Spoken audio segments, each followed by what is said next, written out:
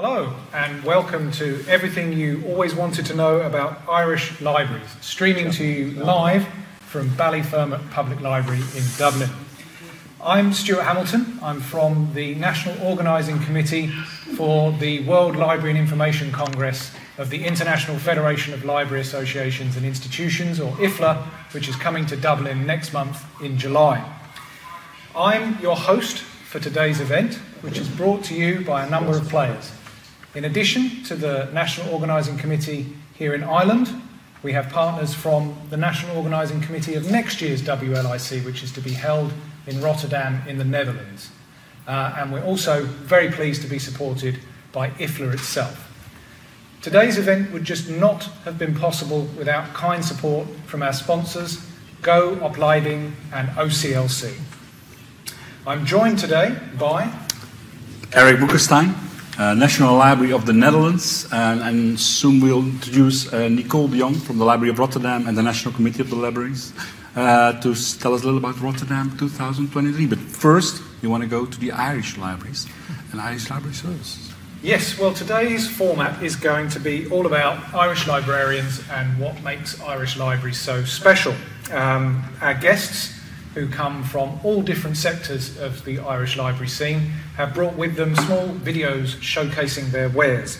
And we're going to talk about library buildings, we're going to talk about library programs, and our guests are going to be ready to talk a little bit about themselves, their libraries, and also to take questions from you at home. The live viewers, don't forget, we hope that we have people watching this show from all over the world live. I know there will be quite a few watching it later on when it's archived and on a website somewhere. But if there are people out there, please send in your questions in the YouTube chat. Someone will be here waiting and writing them down and sending this to us later in the show, so we can have our guests at the table answering questions, maybe from Nepal, New Zealand. We don't know what time we are living at those faraway places. Amsterdam, maybe Ireland, UK. No doubt there will be people watching, and I hope they send in their questions. Give your name, give the country that you come from, and may you decide to come to the conference and buy a ticket. Even now, it's still possible. Just let us know. Send in the message board, and when you buy the ticket, and say, "I know everything." Then we will know that you're there. We will sure treat you, give you something special then. So this is it. Let's open up. How do we open up? Well, we're going to open up by hearing a couple of words from our colleagues at IFLA. We're going to hear a welcome message from our IFLA President, Barbara Lison, and then we're going to hear a short introductory welcome from Philip Cohen, who's the chair of the National Organising Committee for Ireland. Inspire, enable, engage, and connect. This is the theme of the 87th World Library and Information Congress. I'm so happy that especially the word connect is a symptom for what we are going to do, because we are going to connect with each other in person. After the Congress in Athens 2019, this is the first Congress where we will meet each other again. I'm so thrilled that we can have this Congress, and I'm so thrilled that there are already so many registrations of people who come, who will be there and who will meet me and other colleagues in the wonderful Congress Centre of Dublin in Ireland. The professional units, the regional units, and many others have arranged a wonderful program, a wonderful, interesting program. And also the enthusiastic colleagues of the National Committee of Ireland and also other colleagues in Ireland have arranged a wonderful Congress for you.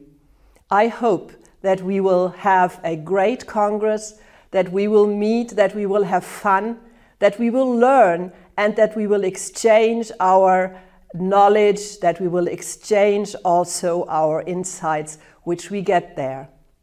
Imagine, it's only 35 days away from now, and when you count it with 24 hours per day, it is 840 hours when we will meet. So please come to the Congress in Dublin and let's meet and I will see you in 840 hours. All the best and safe travels to Dublin. See you there. Hi there. My name is Philip Coyne and I am Chair of the Irish National Committee, helping to organise the IFLA World Library and Information Congress taking place in Dublin this July. Dublin is a UNESCO City of Literature, the home of Oscar Wilde, James Joyce and 4 Nobel laureates. It is also home, of course, to the iconic Old Library of Trinity College and a number of other world-class libraries. Other well-known attractions in the city include outstanding cultural institutions, all centrally located and accessed free of charge, plus classic architecture, parks and open spaces, Temple Bar and the Guinness Storehouse. Dublin itself is a vibrant English-speaking capital city in a liberal European country with an open society. A city and country that are easy to access, easy to get around and easygoing too. As you will see, Ireland has many new and exciting libraries to visit with lots of innovative services to learn more about. There is widespread support from all library sectors for the Congress to come to Ireland, and there is a great buzz in Dublin itself, keen to welcome so many librarians to the city.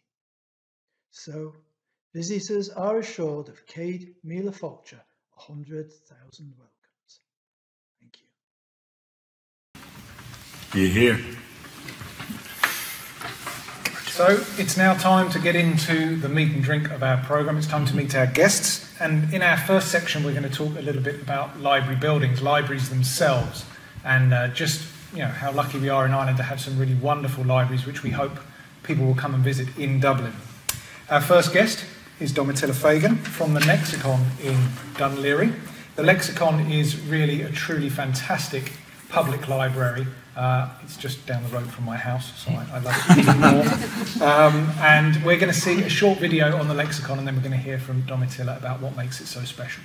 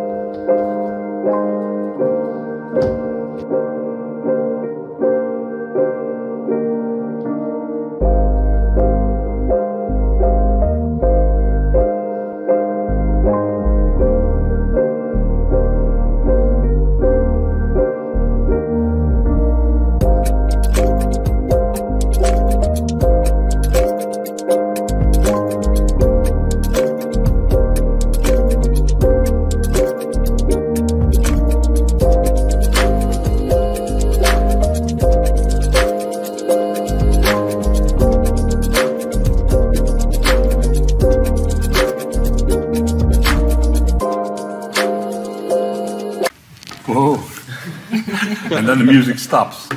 We're going back live, I think. What an amazing library.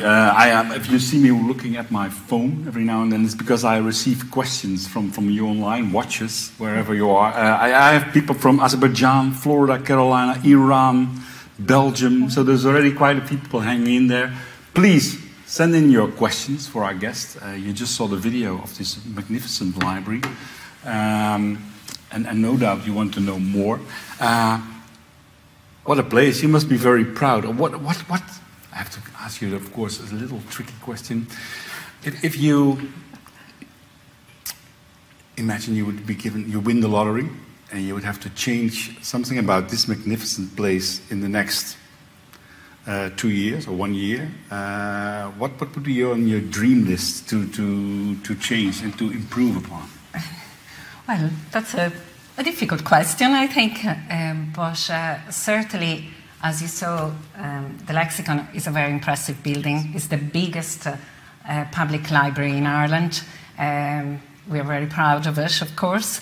As you noticed, following COVID especially, we found a challenge on how to bring back library users, people to our library. And certainly a focus now will be on the outdoor space. Mm-hmm. You saw some of the outdoor space we have there. We have a beautiful Moran Park. We have beautiful views of the Dublin Bay across. Yeah. So we are looking at going out as well again and getting a better use of our outdoor space. So I think the building itself inside is as best as we can have at the moment. But certainly a couple of focus is the outdoor space, and certainly as well the energy efficiency of the building is going to be a big focus for us, because at this stage the building was built and completed in 2014. So it's a floor space of 6,400 square meters. Over 5 levels, and from a maintenance and sustainability of the building, if we win the lotto, you know, there's plenty we can do with that, maintain what we have, but to make sure that it's going to be more energy efficient and that we can spread out our wings outside as well of the building. And just, yeah, we don't have time to go into detail, like we can only do an introduction to Irish libraries. So I would like 2 little things. How do you feel yourself? How is your communication with the rest of people in Irish libraries, other Irish libraries? Do you have a sort of a line that you share, maybe via Stuart, I don't know, that you share knowledge and that you learn from each other? Oh, well, absolutely. First of all, since the Lexicon has been built, we have had loads of librarians visiting the building. And of course, through Stuart and his team in the LGME, we always liaise with all, certainly first of all with the library staff in other public libraries.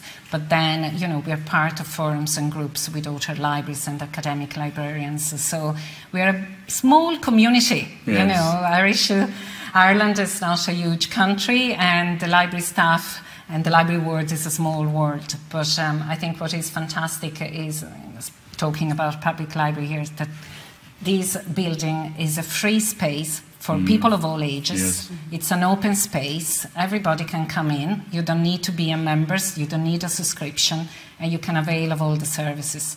And apart from a big building like this, we also have loads of smaller libraries across our county and across the country, which offer fantastic services locally. So. Well, thank you so much, Stuart. I hope to have some questions later on after 2 other examples that we have to combine them. And I would say let's go to the next example. Yeah, well, thank you, Domitilla. I mean, from public libraries, we're going to move to special, dedicated libraries, and I'm very happy to welcome as our second guest, Catherine Smith from the RCSI Library Services at the RCSI University of Medicine and Health Sciences. And we're going to show a quick video so that you guys get a bit of an idea of what the library services at RCSI is all about.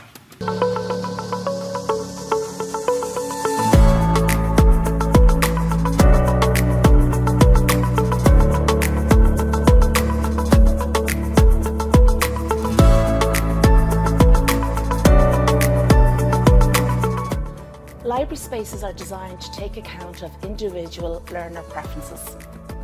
Individual peer-to-peer and group learning are supported by providing quiet individual study spaces, breakout spaces and group study rooms and study pods. The amphitheatre is a purpose-built practice presentation space for students. The Expo stage usually hosts a wide range of activities throughout the year, including Student Union on-site pop-up activities to support awareness campaigns and fundraising campaigns, green campus promotion and student feedback campaigns.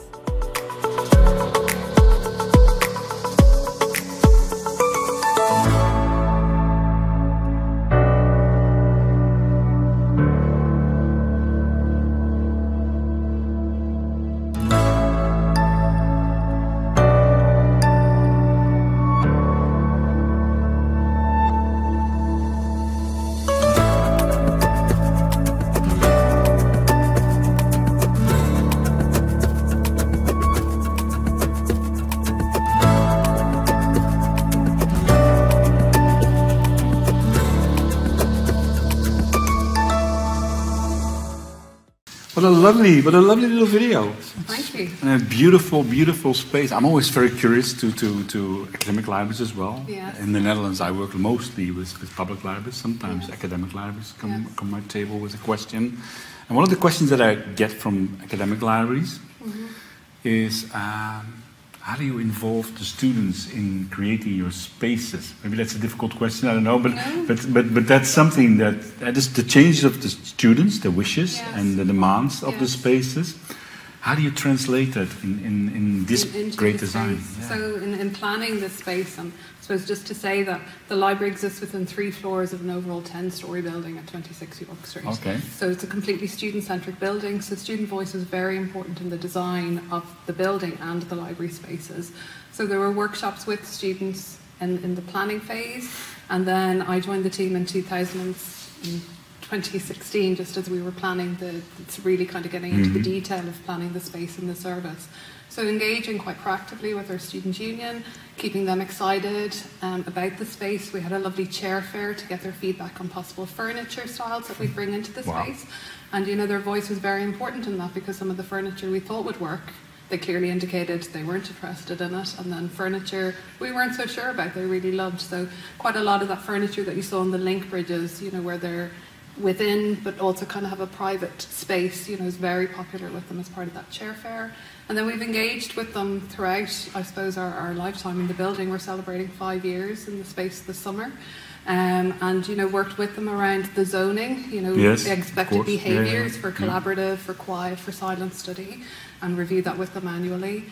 We've worked with them on, you know, we have seat hogging issues, as many of my academic colleagues will share that pain. And we've worked with them on a shared kind of a fair space for all campaign, and, you know, new agreed policies, but bringing their voice and concerns about the existing policy and trying to work with them about resolving those issues. And then listening to their feedback around, you know, trying to enhance and increase number of individual study spaces, you know, changing the use of spaces in different times of the year to suit kind of what their needs are, so sometimes slightly more social, and then as we move into the exam phase, more focus on individual deep learning. And actually, maybe you don't have time for I want to know more. Like I said, during especially COVID, and now we see the rise in housing prices and everything else, the space that students have are smaller and smaller. So basically, what I learned from other countries where I go is that the library space, the academic library space, is packed. There's hardly ever, never enough room. It's always busy, and even during COVID, that demand for access to the physical spaces never went away, and we just had to carefully manage it in line with campus COVID guidelines. But I think, you know, as I mentioned, we're part of a much larger building, and, you know, the architects included within that space other individual learning spaces, so they're dispersed throughout the building. That's great. And so it is completely student-centric. There's lots of spaces for them to hang out, to move outside the library for deep learning, to move outside the library for peer-to-peer learning as well. And, you know, the availability of those spaces will vary during the year, obviously, with teaching and exams, but, you know, they have, that focus space is there in the library, but they have the opportunity to spread out and disperse a little bit more as well, which is great. Have one more or not? Go on.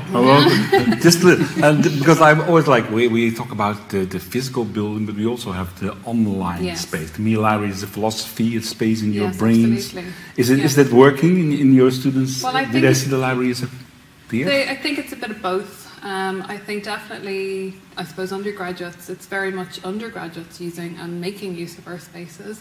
We've lured in, as part of the new build, a dedicated postgraduate reading room as well. So they would have been, they're heavy users of our online content or research console services, but it's to start bringing them into the space as well a little bit more and figuring out how do we tailor library spaces to other cohorts as well. Excellent. Well, I'm hoping for some more live questions. I see some messages coming in. We have more than 120 viewers already from around the world. I don't know, different time zones, quite interesting. It is coming up. I'll say go to the next example. Yeah, well, look, we're going to stick with academic libraries. Our third guest, very, very happy to have Ciara McCaffrey here from the Glucksman Library at the University of Limerick. So we're going well outside Dublin. And we're going to hear, once again, we're going to take a quick short video tour of what is going on over in Limerick, and then we're going to come back with some questions.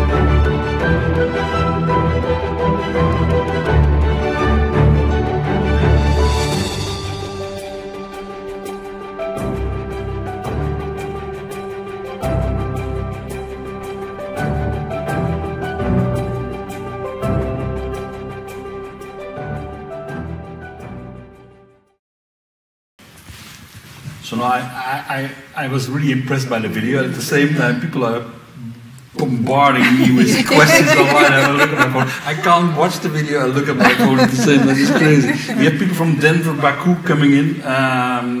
A question for later on. I saw, with the National Library, we just building a new archive somewhere away from the city center, but on a cheaper location to put underground climate time. So when I'm looking at this, I'm really impressed, and I'm sure the people in our library wanted to have a look at this. We get a lot of visitors. Space. Yeah, it is. Yeah. So that machine that you saw there is an automated storage and retrieval system, and it's the most efficient way of storing books, as opposed to compact shelving or conventional shelving. It takes up a very small footprint in a building, but has very high capacity. So our system has the capacity for 500,000 items, which in theory we could put our entire library print collection into it, but we don't. But it's a fantastic solution. Now, it's the first of its kind in Europe in a library. So some libraries look at solutions that are warehouse solutions or off-site, but ours is in the library building, so the student gets their material within about 10 minutes. And I know from experience, because I've heard the conversations going on with the staff. How did you manage to get your staff adjusted to the fact that this used to be like people's work, being sent away for a book to get the book, bring it back, and now it's taken over by a machine? Was it difficult? Was it? Not really, for lots of different reasons. We'd brought in a lot of technological change before the new building and before this system, so our staff were kind of used to change management and new changes. But this system, it didn't replace staff work. What it did was allow us to bring our material from off-site. It was off-site storage, that was mostly quite difficult to get. So it wasn't that we had staff, out off-site. So it actually, really, it gave the team, the library attendant team, a new purpose in dealing with the material. Now, we only put low-use material into it. We don't put the high-use material in. So that means it's not called upon, you know, very, very frequently. And it's a really exciting piece of technology. So the staff, as change projects go, this was one of the, I would say, easier to accept because it is such a cool piece of technology and everyone could see the benefits of it immediately, really. And also for you, because like you said, you've already achieved this, is there a wish list for you too that you want to bring in? Yeah, our wish list, I think our new building was a major extension of an original building and it doubled our library in size. So I think if we won the lottery, we would be looking at the existing building and refurbishing it and bringing it up to kind of modern standards. Because the new library is very modern, it's very technology enhanced.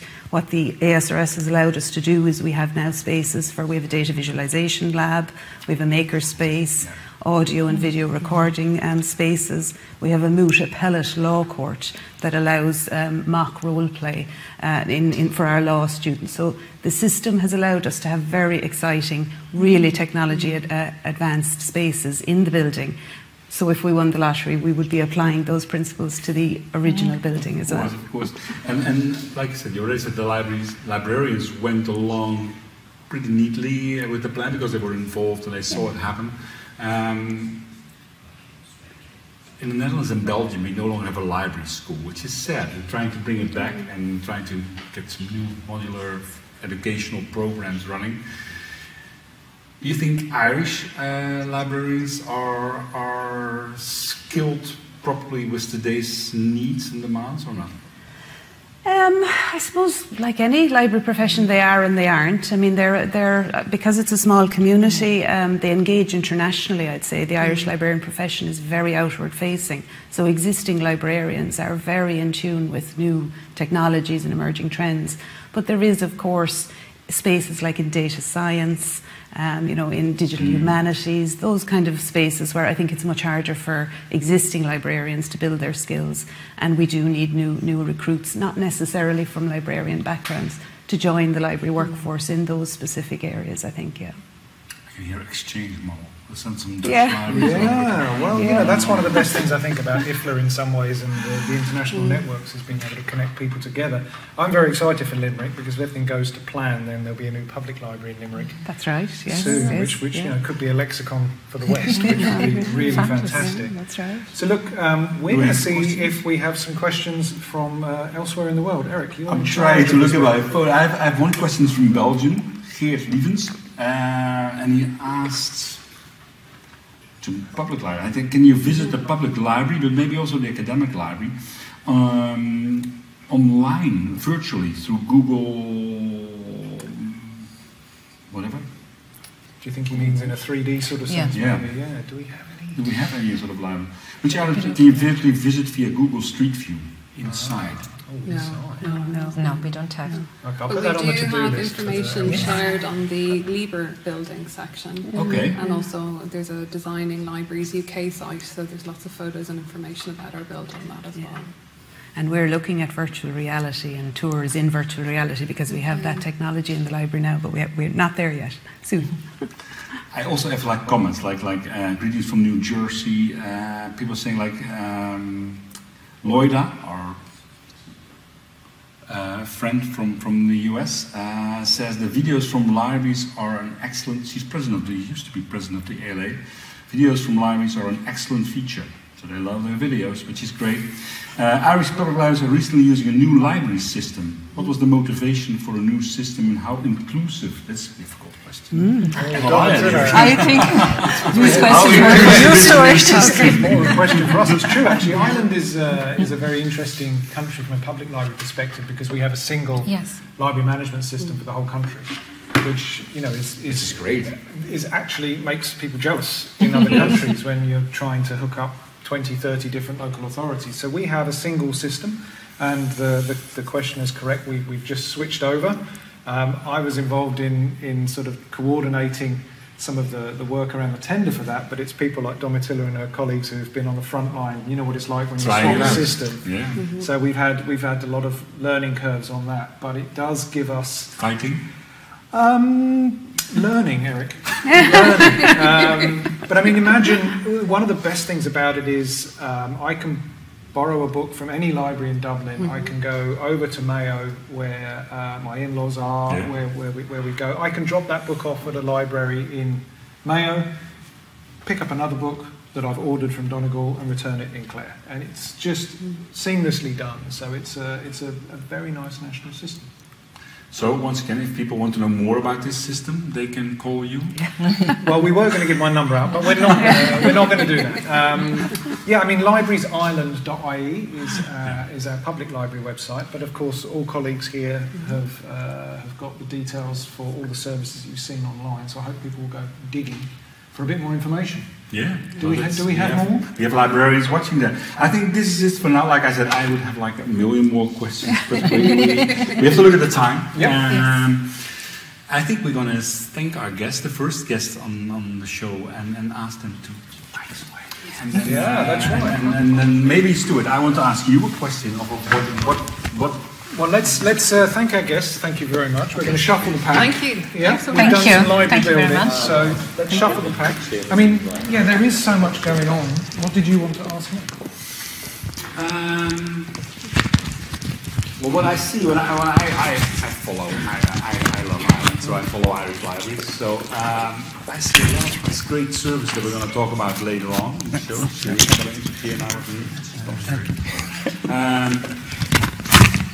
You've been coming back to Ireland not so long ago, working here. And you know quite a bit what happens in the world in libraries. How do you see libraries in Ireland doing when you compare them to all the other places that you know? And what are you most happy about? What do you see? And where we wish to put down in the next few years? Well, I was extremely excited to move back and work here in Ireland, particularly because the public library sector has a national strategy. So we have a national public library strategy for the whole country.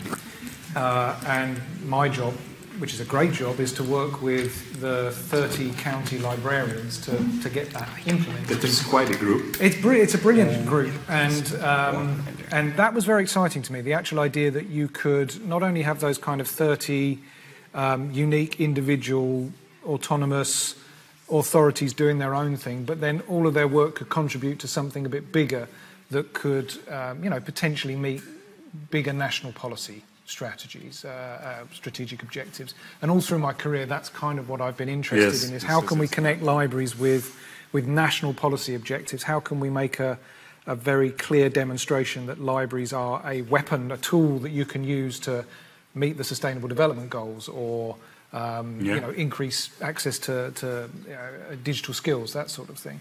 So I think it is very interesting. And then I think when it comes to Irish libraries, and I think we've heard a little bit from colleagues, and even the fact that we're going to host IFLA shows that the country, the profession is outward facing, and is at a point in its library development where it wants people to come in and take a look. So I think that's super positive. Well, I think before we go over, because that's interesting, because we're gonna have the IFLA conference here in Barbara said it, a little more than a month. What do you look forward to? What are you happy about? What are you going to show to all the I don't know how many people are going to come. All the people who are still registering will say, I know everything. But all the people are going to come. What are you most looking forward to? Well, I'm looking forward to the fact that many people are going to come. We have more than 1,600 registrations, I think, wow. which really, for a conference that's post-pandemic, and we were unsure on how it was going to go, I think that's really exciting. I mean, it'll be, for me, something like my 17th or 18th IFLA, maybe even more. So for me personally, seeing old friends again is really good. But at the same time, there's a few issues which I think are on the table at this conference, which I think are really important right now. So things like e-books and e-lending in public libraries and academic libraries. We saw during COVID, price rises, restrictive licensing terms. What are we going to do about that? That's going to be discussed at the conference. What are we going to do about sustainable development, climate? You asked the question, and Domitilla talked about, green energy and that sort of thing. I think that's very much on people's minds. So I think that's, really something which is going to be on the conference agenda. Barbara mentioned in her address just the real importance of connecting. Yeah. Now, I'm a fan of remote working, but actually getting people together to share ideas in a physical space, you can't really beat that. So I think the conference is really, really well set up for that. Well, I'm just trying to, while I'm listening to you, I'm trying to figure out what Ireland, and I think it's still the case, as a demographic that's very young. It's a young people here in this country, still.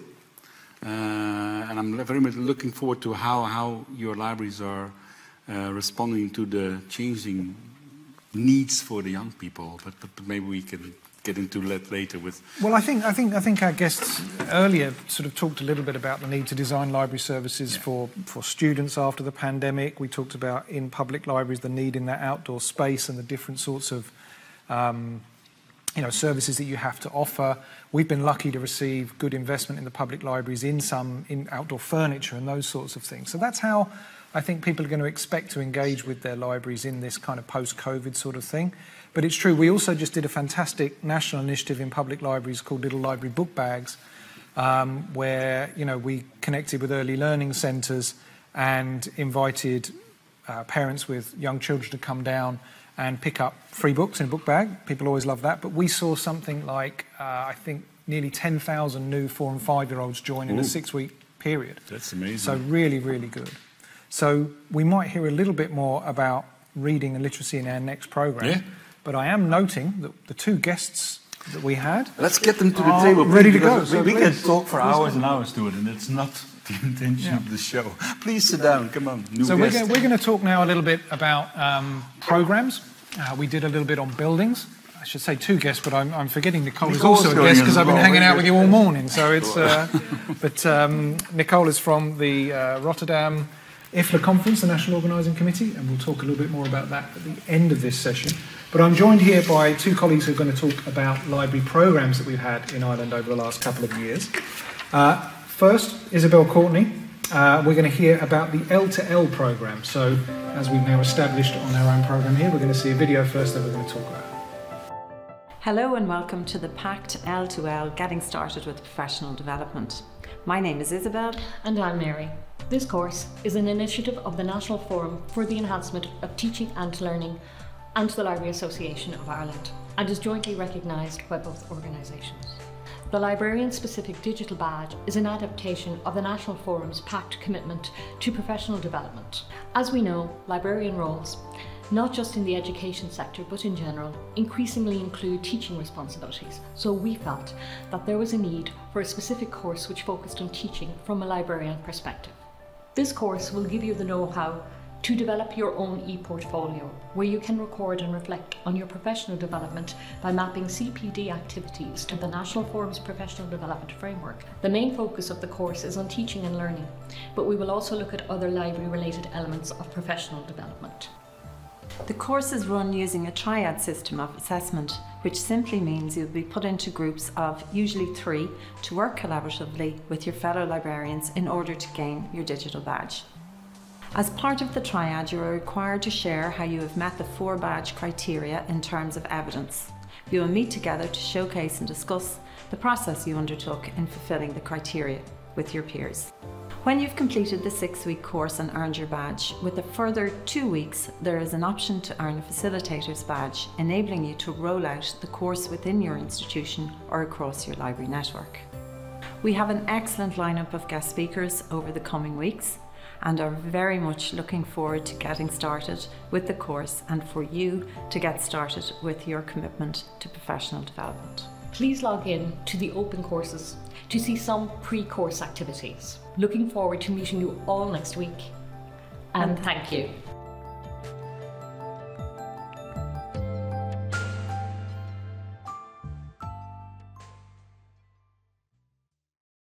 This is, to me personally, and I hope to the viewers as well outside, this is so interesting and so exciting and so needed.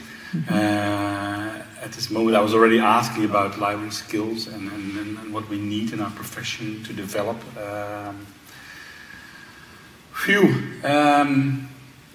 Where do I start? How did you come up with the idea, and how did you get to know what's much needed? Where do you get your members from to join in and then follow the program? Absolutely. So the idea came from actually participating in the course from the National Forum, which is the governing body for enhancement of teaching and learning in higher education. So it was lockdown, pandemic, time to do a lot of CPD, continuing professional development, and I signed up for the course where my colleague Mary was one of the facilitators. And I suppose being the only 2 librarians on the course, because everybody else was part of faculty, we started to notice there was some key differences between, you know, teaching as a librarian, a teaching librarian, and teaching on the faculty. Mainly, I suppose, down to the ad hoc nature of library instruction. You don't always get timetabled, so it's ad hoc. It's kind of, you have to do it on the go. So we just noticed, as part of it as well, you did a facilitator's course, which is another 2 weeks, and as part of that you had to devise a plan for to run the course out in your institution. So then we thought, there's a few gaps here that maybe we could fill, and why don't we run it out through the library network of the Library Association? And then we thought even better, because there's so much alignment between teaching and librarians, because we both are very invested in continuing professional development, we thought, why don't we look at 2 frameworks? We've got one, the library frameworks, and then the teaching framework, and combine the 2 of them. And so we pitched the idea to the LAI, and they wholly backed us, because it was going to be a jointly recognised badge. And luckily enough, the National Forum had a fund. Wow. Which, it's always handy. Yeah, exactly. So we applied for the fund and it was granted. So that's how we started. Well, one of our sponsors, Schoolopleidingen, we have to mention our sponsors every now and then, is also working and looking very hard into developing modular courses and that sort of thing. So I know they're going to be probably getting back to you with more questions. Great. And the badges, how do the badges, is everybody already has a mindset that can work with the idea of badges as a certification? I think so. Increasingly, micro-credentials have become a big thing in education now, and right across, and particularly in continuing professional development. I think there was a great advantage as well of having that network through the libraries, where we weren't going back into our institutions and trying to say we want to run this course. It was easier to talk because we're great networkers, let's face it. We're really good. I'm part of the career development group as well, so it was very much on the radar. So we were able to use the career development group as a sounding board and then reach out to the network. But everybody was, you want some sort of proof. We all do professional development activities, but we don't record it. We don't reflect on it. So this particular course that the National Forum offers, when you come away from the course after 6 weeks, we've taught you how to build your e-portfolio. Yeah. And once you have your e-portfolio, there's no excuse. You have to just start recording and reflecting. So it's really good. I say, like I said, I could talk for another hour on this, but we have to move on. But know that I'm working on an idea for a European-wide educational platform, Lighthouse Library Academy. Okay. And I think it could be a very interesting idea to have some students from more European countries. I think that could be a collaboration. I can see something coming there. It would be really good, because like I said, the idea that I see like as you, the libraries come together, so you have like exchange model. You could have libraries working in Germany, some in Ireland. Yes, and we have plenty to talk about. Okay. No, we'll put that on the to-do list. That's fine. So we're going to switch from sort of the continuing professional development sort of side of things aimed, within our profession, and we're going to switch to library users. And our last guest is Ronan McNeice from Dublin City Libraries, and Ronan's going to talk a little bit about Ireland Reads, which is a project which is super close to my own heart. One of the things that we've been doing in public libraries for the last 2 years. So let's take a little bit of an overview of that via a short video. These are the toughest of times. During lockdown, Ireland was feeling a little down. We needed a lift, a way to escape, travel and explore, all while staying within the 5-kilometre restrictions, of course. So we created Ireland Reads, a new national day to celebrate reading and ask people to do one simple thing: squeeze in a read, because reading is good for your mental health. We asked people to pledge to read. It didn't matter how long you read for or what you read, so long as you did.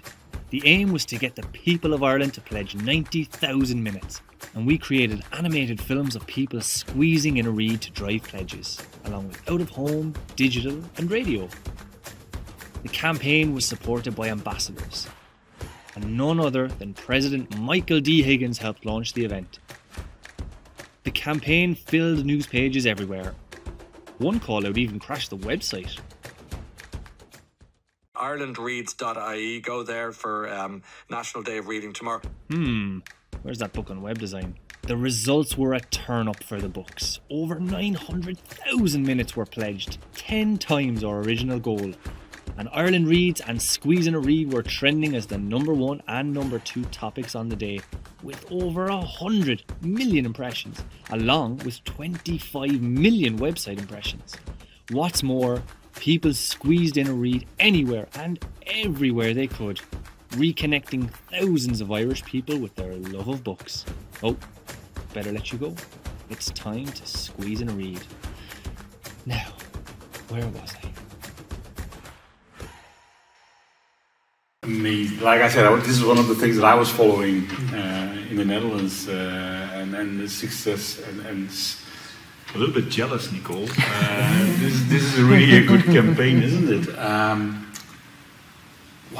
just want to know, what do you think made this campaign so successful? Because we always we came up with an idea and we think this could work, but this is enormously successful. What triggered the success, do you think? Well, there are lots of reading initiatives throughout the year in libraries, but what I think made this very successful was it was very focused very simply. It was a very simple idea. Pick one day where you encourage everyone to take some time out of their day to read a book. And so it's such a very simple idea that everyone got behind, both the library staff, the libraries, and also the public. And also it was very inclusive. It was for everybody, for all ages.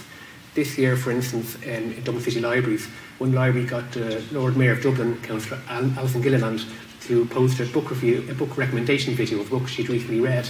And also another library got a local teacher to post videos from their children in their class, talking about their favourite reads. So all ages. And also we tied in this year with a Little Libraries initiative as well, where all library authorities were tasked with creating an event to invite all the local early learning and care services to attend an event, which was difficult considering that at the time, February 25th this year, in-branch activities were restricted because of COVID.